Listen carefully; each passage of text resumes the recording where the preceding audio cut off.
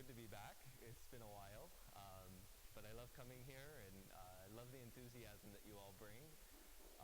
Tonight we're going to talk about Philippians, which I think is a very joyful, encouraging thank you letter.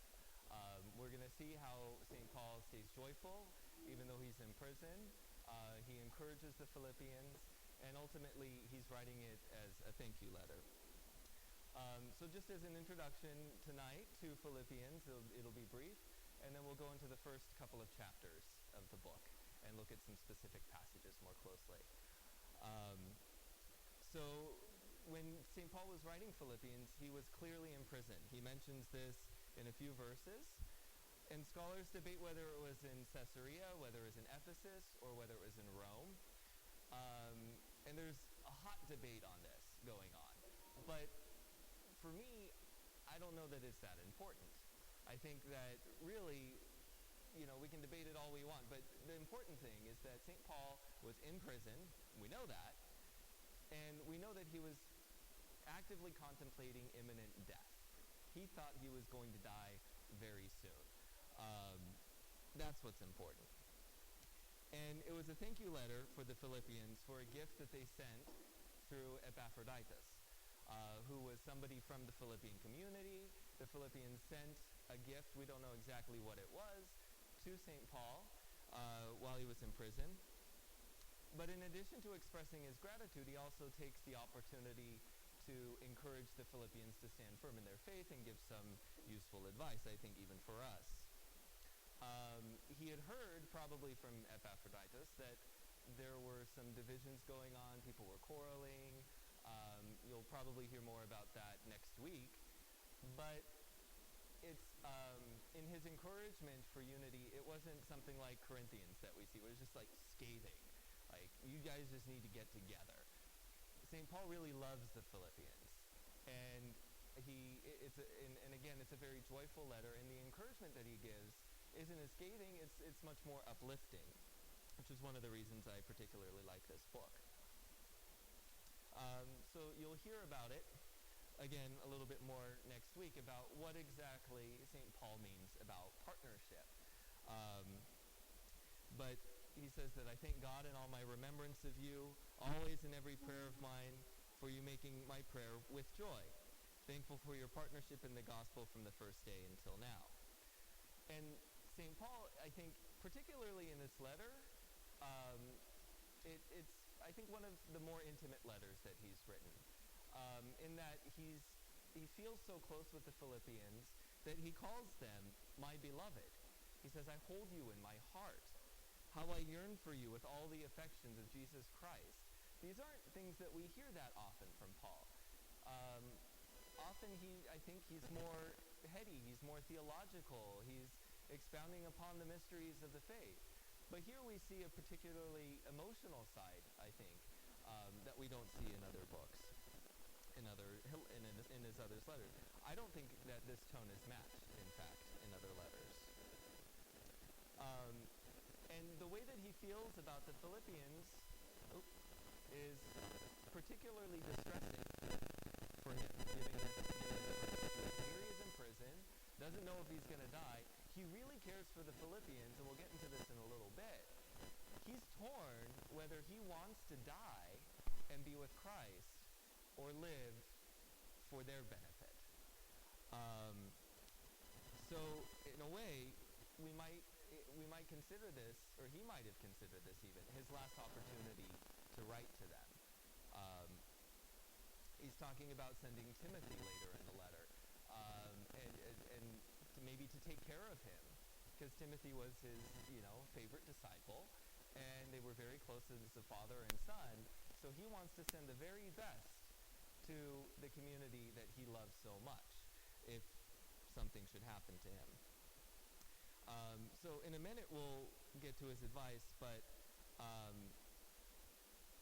I think that it's important here to notice how open he is with the process of what's going on in his mind.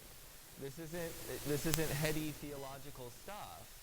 This is really, I'm going through this, guys, and I'm really struggling myself. I don't know whether to stay here and help you and I don't know, because I really want to help you, and I know that my living will help you, but I also have this intense visceral desire to go and be with our Creator. So St. Paul considers his suffering to be a blessing.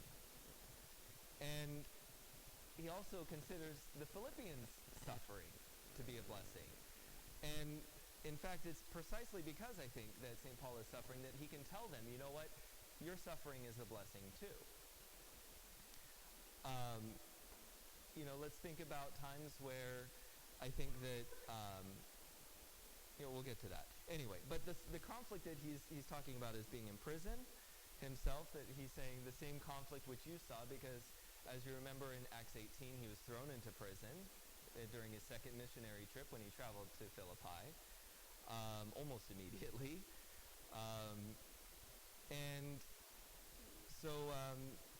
So he's talking about this, the conflict that they saw, and now that they hear to be his again. Sure. Power's on. Were they not hearing? Okay. So anyway, we're talking about suffering and this common suffering that he has with the Philippians. You think of times when other people are suffering and there's this sort of platitude like, everything will be fine in the end. God even, we say, God can make anything good come out of this. It could be a very dire situation. There could be a lot of death involved, a lot of pain, a lot of suffering. And it's very easy for us, I think, to just say that. And if we just pause for a second and think of the effect that might have on somebody else, when we're not actually feeling with those people, when we're not actually compassionate or sympathetic in the true sense, when we're not actually suffering, let's think about how we might receive that. But Paul here is not saying it as somebody who's not suffering, that this has been granted to you. This suffering has been granted to you. It's also been granted to me, he's saying. So he's sharing in this suffering, and I think it's only from that place where when we think that God will bring some good out of these situations, can really hold some meaning and really be comforting.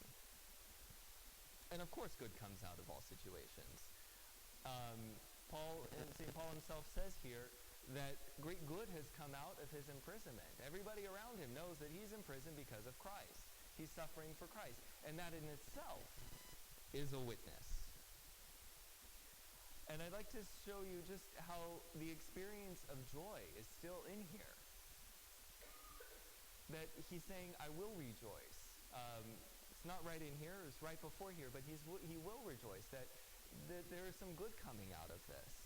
You can see that he says that even if I am to be poured as a libation upon the sacrificial offering of your faith, I am glad and rejoice with you all. He says this in chapter 2. But one other thing I'd like to mention here is, St. Paul isn't in prison right now. He's not writing to us right now from prison, but in a sense, he does write to us right now from prison. So if we can pull a little bit of theological gymnastics, we might even say that prison is meant metaphorically. That some of the church fathers talk about the body as a prison, that that our spirit is trapped by our bodies and we're just waiting to die so that can be released. I'm not talking about that. I'm not going to go there. What I can see prison being for us here today, right now, is, in a sense, those situations where we don't really feel like we have a lot of freedom. We feel trapped. Maybe we're trapped in a particular degree program we don't want to be in.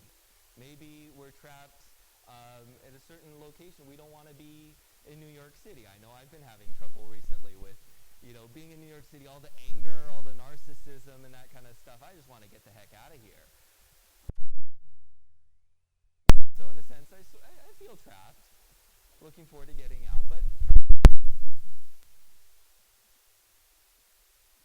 out of every situation.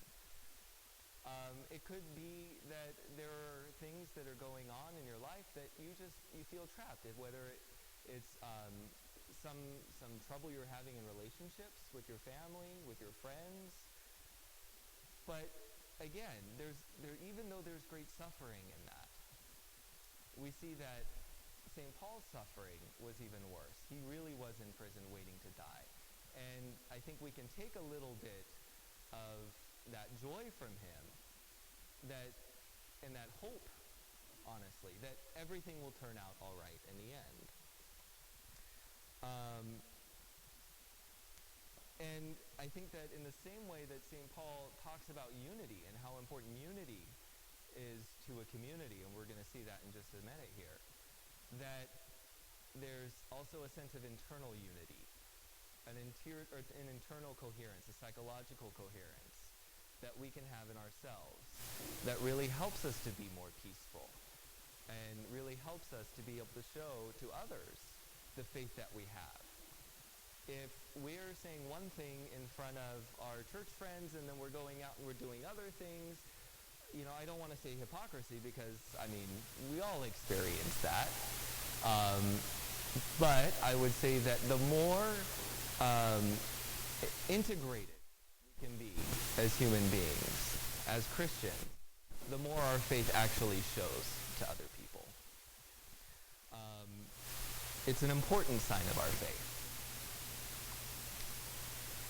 And so, in addition to this sort of internal unity, and taking this to come from St. Paul's discussion about unity amongst the community, let's talk about relationships with others. The Philippians help St. Paul. The Philippians are concerned about St. Paul. And the apostle is even concerned about the Philippians, even though he's in prison. He's facing death, but he's concerned about these people that are hundreds, thousands of, or not maybe not thousands, but hundreds of miles away. And he's focusing on unity, of being in one spirit, one mind, standing side by side. And this all sounds nice and, okay, yeah, we get that, St. Paul, and we know that we're supposed to be unified. But he makes it a little bit more meaty. Here we go again with the same mind, one mind. And I think that, in a way, St. Paul is encouraging the Philippians because the Philippians encouraged St. Paul. So he's doing this as an encouragement to himself, in a way. That here he is in prison, he's preached the gospel. Now what happens if those people that accepted the faith back in Philippi start to fall apart? They start quarreling. That community starts to dissolve, and then his work is in vain. He talks about that again in chapter 4 because of the reasons for the division. But I want to take the thunder away for next week's speaker. And he's almost, if you can catch it in here, I think, guilt tripping the Philippians. None of us know anything about guilt tripping by our parents. We're not Coptic and Armenian, but there's a focus on one mind, and he's guilt tripping them, I think, into togetherness. And then he goes on to describe the humility Jesus displayed on the cross right after this passage. Having this mind among yourselves, which is yours in Christ Jesus. And then he talks about how Jesus humbled himself, he became a man, he was crucified, he emptied himself, all of this. But really the key is humility. That we ought to look to each other and say, I'm not better than you. I'm not better than you. Actually, I'm worse than you. I think you are better than I am. And I think if we just take that perspective, whenever we get irritated with other people, you're sitting next to somebody in class and they're moving too much or whatever, or they say something stupid, or, oh my gosh, they're making this meeting go drag on, and why can't they just shut up so we can get out of here, that sort of thing. Those little irritants maybe that happen in our lives. People cut us off when we're driving, all sorts of things. I ride my bike a lot. People have this thing against cyclists. I don't know why.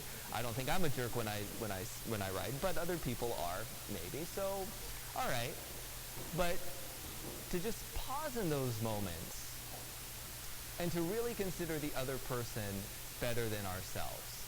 There was one little scenario I'll tell you. I was riding in the bike lane. Actually, it was down Metropolitan Avenue, or it might have been Grand Street in Williamsburg. But this huge Escalade starts coming over into the bike lane. And obviously, okay, I'm there. I'm a cyclist. I'm in the bike lane. I'm where I'm supposed to be. And he keeps coming over. So I hit the side of the car, open hand, just to let him know I'm there. Like I have an inch left before he sandwiches me into the parked cars. I am really in danger. He pulls back. I think, okay, everything's fine. Then he rolls down the window, and I won't quote him, but he says something to the effect of, "You're not a very nice person. Use your imagination." And I'm thinking, well, I'm not going to get into a discussion with him, of course. I just kept going. But what I really wanted to tell him was that, you know what? I'm not a not nice person. And I don't think that you're a not nice person either, if you get my drift. But sometimes we do not nice things, and we attribute maliciousness to things that were really just easily forgivable mistakes if we think that, they just didn't know what they were doing. And that's just maybe a silly example, but we can take that and apply that, I think, to a lot of our relationships, to a lot of our daily interactions with people where we think, that we're better than that person. We just bump our pride down just a little bit. We might be able to love them a little bit more. And just as St. Paul says that this is why Jesus was glorified, this is how I think Christians are glorified, through their humility, through the emptying of themselves, through their martyrdom, whether it's in death or on a daily basis in life. So here's that my beloved I was talking about earlier. And here's that guilt tripping, as you have always obeyed, so now not only while I'm with you, but when I'm away from you. It's sort of like, parents when we were little, I'm leaving now, and you better behave because I'm still watching. I still know what you do. There's sort of that parental fear that's instilled, I think. But he says to work out your salvation. Work out your own salvation. And he doesn't say work out the salvation of the community. He doesn't say work out the salvation of those people around you. He says work out your own salvation. I think this is very deliberate here. And going back just a little bit to the humility bit, and I need this sermon as much as anybody else, that it's really us working on ourselves that's going to do any good for other people. It's really going to be us lowering ourselves that's going to help anybody else see the beauty of the gospel. It may seem silly, it may seem folly, but that's the only way to do it, I think. And the working out of your own salvation, I think, refers to the salvific process of Jesus dying on the cross. And that's something that we need to emulate in ourselves. Because we can't change other people, we can change ourselves. At least in the sense that we humble ourselves and allow the Spirit to work on us. I don't think we do it ourselves. And this is, I watched a cheesy video where there were these songs that took Bible verses when I was growing up and made them into little songs, and I still remember, do everything without complaining, and this is it. Do everything without arguing or questioning. And the idea behind this, I think, is that when somebody tells us to do something, okay, St. Paul is clearly in a position of authority, and he's telling the Philippians, do this. Be humble. Love each other. Be of one mind. This kind of stuff. That, oh, well, do I have to? Do I really have to love my brother? Do I really have to love my sister? Do I really have to listen to my parents? Do I really have to do this assignment? Whatever it is, with your boss, your teachers, anybody who's in a position of authority telling you to do something, I think one of two things happen. We either do them or we don't do them. And if it's the case that we have to do them, what good is grumbling? What good is complaining? What good is arguing? And how do we increase our humility if we don't just shut up and do what we're doing with grace and, as St. Paul does, with joy. That's the way, I think, to increase humility, if there is one. And this I found very interesting because, talking again about relationships with people, that Epaphroditus is with St. Paul, wherever he is in prison, and he almost died on the way bringing the gift from the Philippians to St. Paul. So he had almost died, but what is his concern? It's not, I'm in so much pain, I almost died, oh my goodness. Really, his concern is the Philippians. He's worried about those people that he left that are worried about him. And so going back again, I think there's a lot of internal unity, even in this letter, that when we think again about what's going on when people are suffering. I don't know about you, but I've spent a lot of time in hospitals, and I've seen a lot of suffering and a lot of death, a lot of pain. And I've noticed that when somebody is on the actual hospital bed, they're the ones, terminally ill, their death is imminent, and their family is around them, or let's say in hospice care, they're at home and people are coming in and out, and it's clear that, the end is near for that person, and their family is around them. You know who has more trouble with accepting the fact that that person's going to die? The family, the people around, not that person. And even people, I think, without faith have a certain peace about them. I think there's something universal there.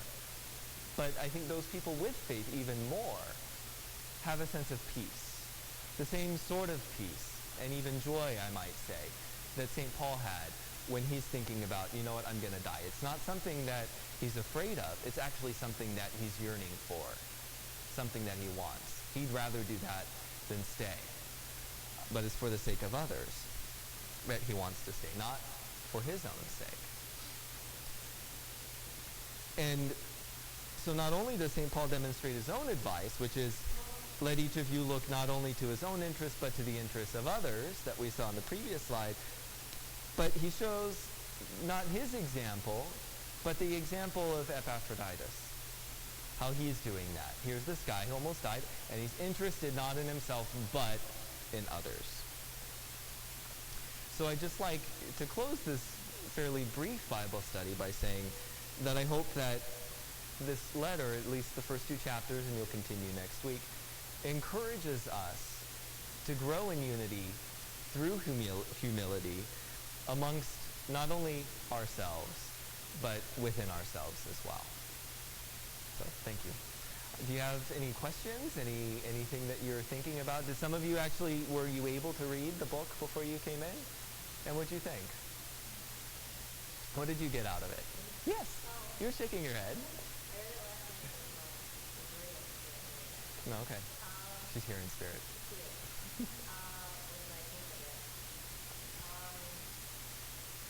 What struck you?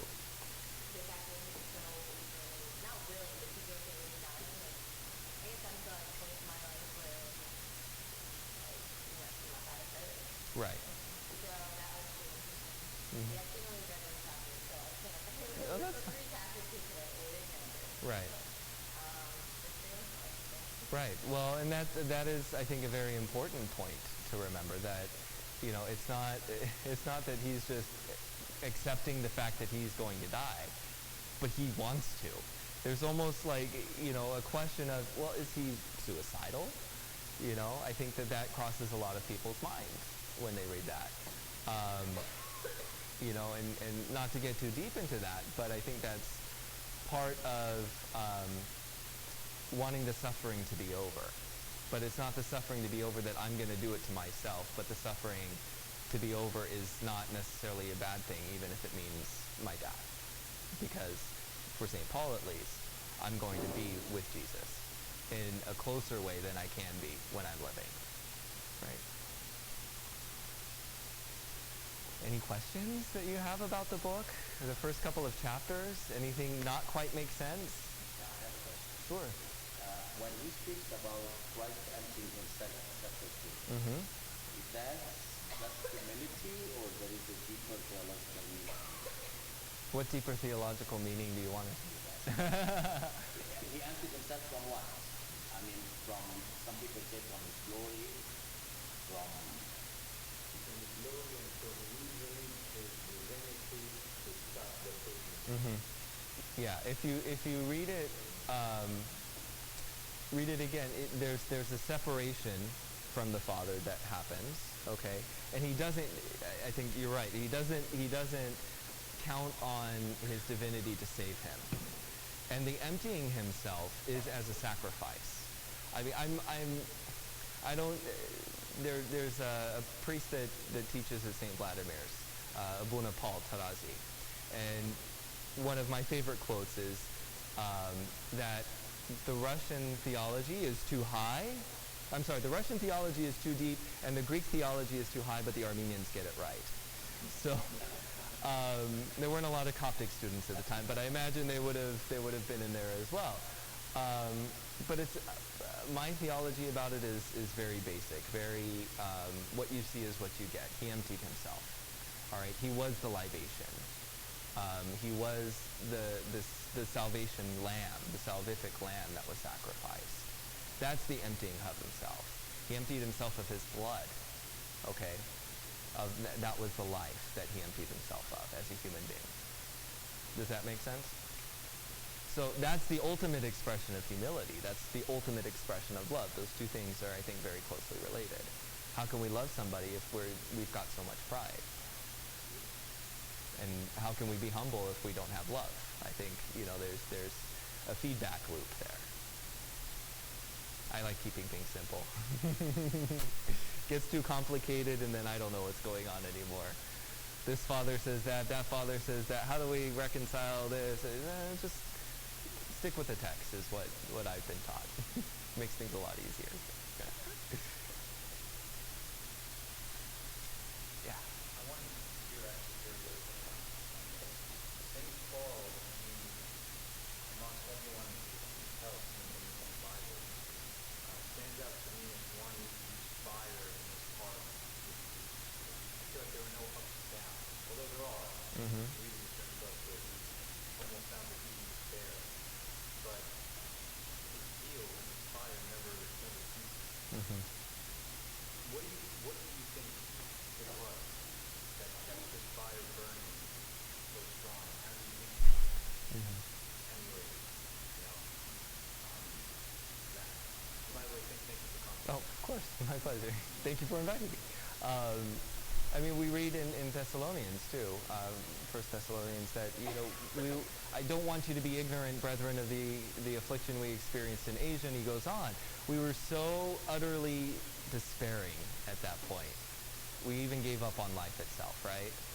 So, in some of his letters, I think, again, he's more open than in others, where they stay theological. That was a very personal letter too, I think. To be able to say, you know what? We were worried that this might be it for us. But I think the answer, again, is in this book. I think the answer is that, as bad as things could be, I think often we think that death is the worst thing that can happen to us. That death isn't actually a bad thing. It's, death wears thy sting. It's not something to be afraid of. But there's this intense internal conviction, I think that's where it comes from, that indeed Jesus did trample down death by death. That this isn't the end of the story. That he, by dying, will actually be closer. And I think that's what keeps pushing him on, out through all of the tortures, even through the desire to die. In all things, he wants to glorify God, the God who died for him, right? Practically speaking, our life. Mm-hmm. A lot of us are in college years now. Life is tough, and I remember when I was in college, it was tough with family, with friends, with people of the opposite sex, and relationships and so on. What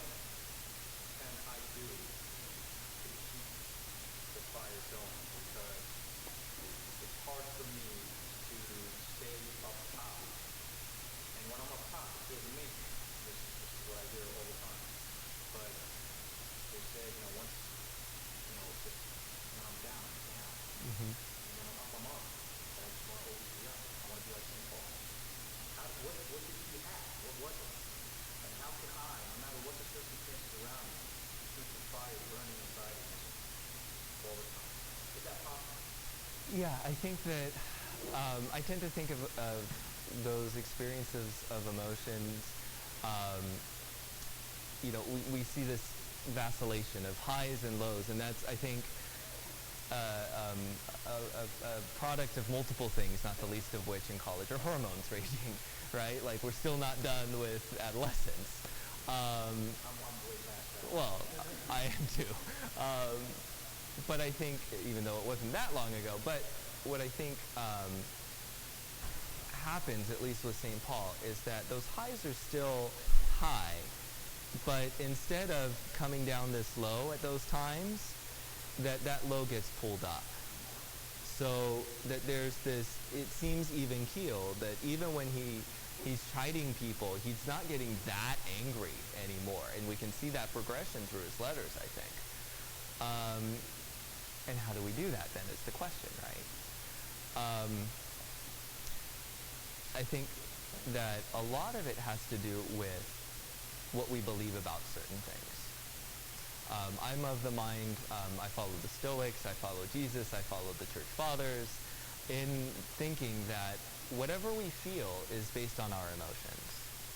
I'm sorry, our emotions are, whatever we feel are based on our beliefs, are based on our thoughts. All of our emotions are based on our thoughts. If we stop and think about, okay, why am I getting so upset at this? Or why am I so sad? Why am I so frustrated? Why am I so down? That there's something else going on where we think that something should be another way, in the case of depression, let's say. I think there's a disconnect between the way that we expect the world to be and the way that we actually see it to be. All right, there's something that's just not jiving there. When we get angry, again, it comes down to expectations. Well, I thought you were going to do this, or disappointment. I thought you were going to do this, and you did the other thing. And how could you, and there we go, right? Or in the case, and I think that anger is really intimately connected with sadness. I think that most times when we express anger, that what's really going on underneath, again, if we look at it closely, is sadness. There's some sort of loss. There's some sort of expectation that hasn't been fulfilled, and that may express itself in anger instead of actually just sitting with that sadness. So how do we get there? I think that a lot of it has to do with just stopping and thinking about what it is that's going on, that we're thinking, what we're expecting.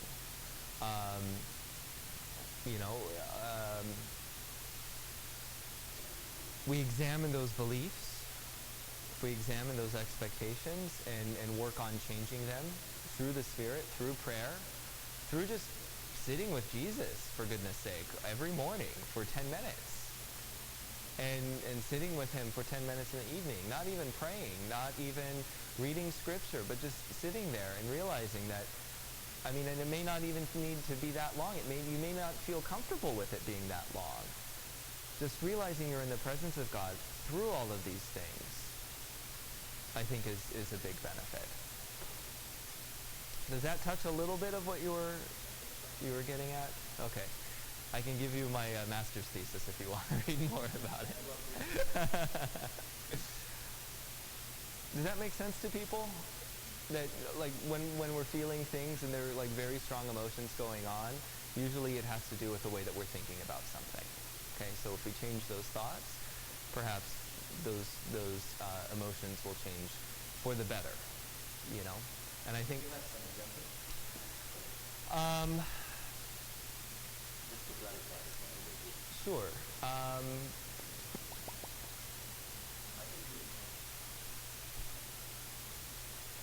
think, and the reason why I'm coming up with one is as you were speaking, I thought of one thing.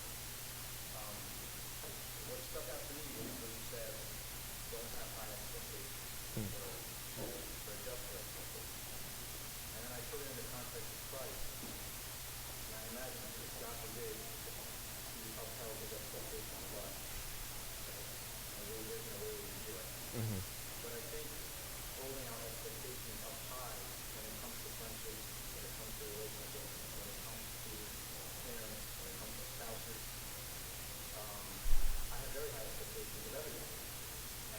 you. constantly let down. And I take it personally. And I think we all kind of fall in the same boat. Mm-hmm. That if we kind of lower our expectations, I think we would live differently. Yeah. We should lower your expectations. Yeah. Adjust them. Adjust them. I think so. A concrete example might be a romantic relationship. Okay, cops don't date, so we won't talk about cops. Let's say Armenians date. All right, before we get engaged. So I thought you got engaged and then you start dating. Okay, but let's just say that. All right. I've got a girlfriend, I'm in college, I'm going out on dates with this girl. I mean, you can adjust the sex as is appropriate, but we're spending a lot of time together, spending a lot of money on her. I'm even doing so at the risk of losing some friendships, and maybe not all of my friends like this person, but you know what, I really do. In fact, I love this person, and we're going to be together for the rest of our lives. Sound familiar to anybody? And then what happens, again, it never does, but there's a breakup, right? And there's a disappointment, I think. And that disappointment isn't just, oh, well, I expected all of these things to happen in the future, but those are hooked in and tied up with all of these emotions that we've been experiencing with that person, that, let's say, I've been experiencing with that girl. And that's what's really going to drive me down. That here's what I was expecting, and this didn't actually turn out the way that I thought it was going to turn out. So maybe next time, anybody a fan of the Beatles in my life? Okay. All these memories lose their meaning when I think of love as something new, right? So the way I interpret that, if we can do a little bit of hermeneutics on it as well, that really, that experience that I had with that girl and I was so destroyed over, you know, maybe I was considering hurting myself even. Maybe I was considering just like disappearing and going out for a while and doing my own thing, or maybe just going off the deep end, whatever. Just like there's going to be like some huge qualitative shift in my life from here on out, okay? And this is a very common thing, I think. I can take that experience and then apply it to the next time and say, you know what, I might take things more slowly. I might try to minimize what I allow myself to express until I'm more certain that this thing is going to work out. So you take those past experiences and you modify whatever your expectations are, whatever your beliefs regarding those things are the next time around. What often happens, unfortunately, though, is that people get entrenched in these patterns of behavior, these patterns of thinking that show themselves in patterns of behavior. And it seems like, I mean, we all have those friends. It's not us. We all have those friends where they seem to get in the same kind of relationships. Those same, you know, abusive relationships, those same mismatched relationships, whether it's intellectually, whether it's with regard to faith. You know, and they keep doing that and keep doing that and keep doing it. And they keep doing it expecting something to be different somehow. But really what needs to change is how we approach them. Is that too concrete of an example? No, what about on a spiritual level? On a spiritual level? Like my relationship with God. Your relationship with God? I don't think that there's much difference between what happens with us here and what happens in our minds with God.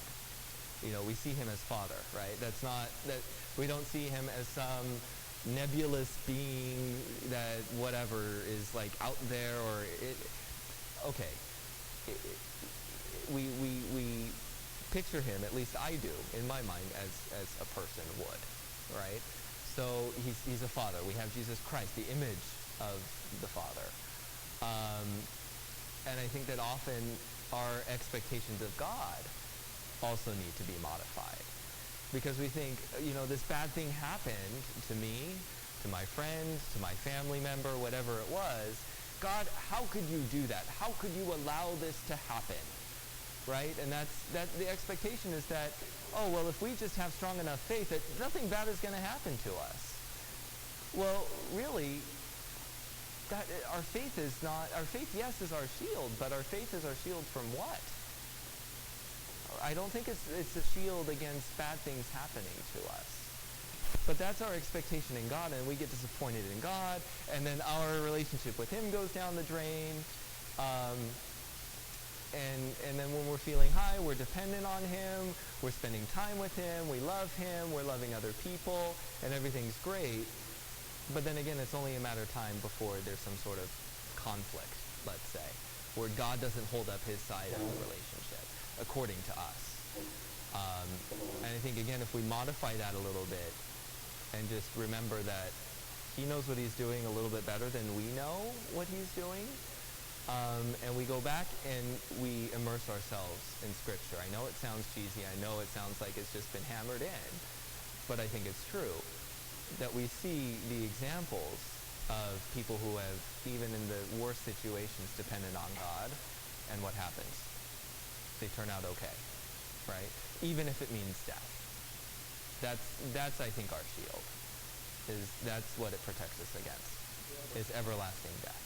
I think faith does not prevent us from thinking some tribulations around us. It's normal. But it takes us over to overcome it. Mm-hmm. So it's two ways. The faith works as a buckler or a shield that protects these fiery darts from reaching the end. Mm-hmm. This is number one. Number two, it can help your faith to trample over, to step over, to overcome. Because we are overcomers in Jesus Christ. We are never failures. This is the bottom line. I disagree, actually. Okay. And I'll tell you why. Because I think these two ideas come together. Because when we expect things from other people, in a sense, we're already expecting those things from God.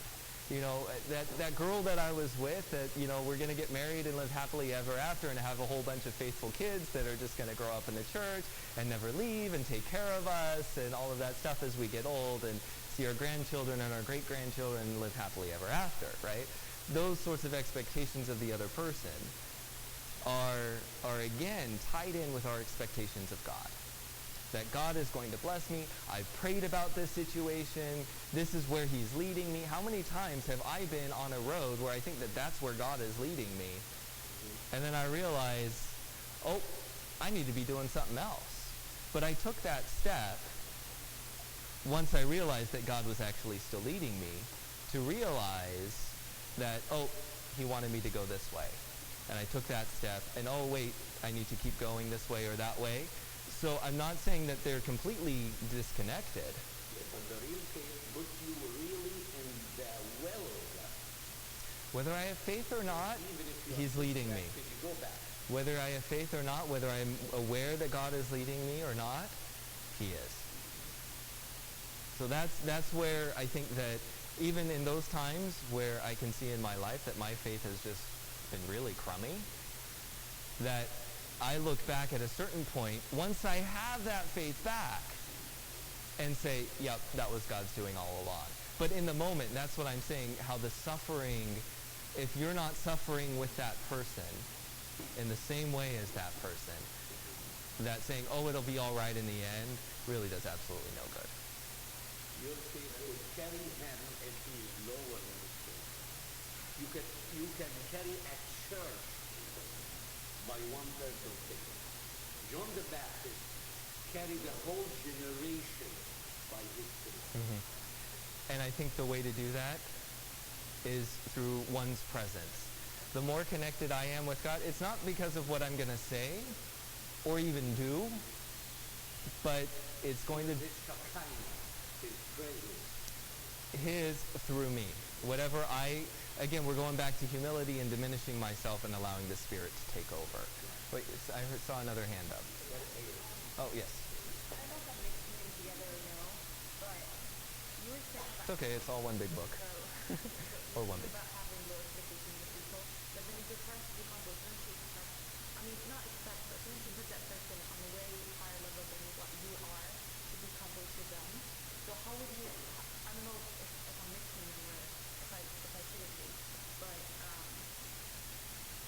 you expect, or how could you look at someone and have, let's say you, how can I look at you and say, oh, I really have looked at things in your him, but then at the same time, I'm supposed to have no pride and be humble to you Mm-hmm. and view you as way, way better than me. Yeah, and that's where I would say I'm not really talking about lowering expectations. Like, I'm going to expect less out of you in the sense of I expected you to perform up here and you performed here.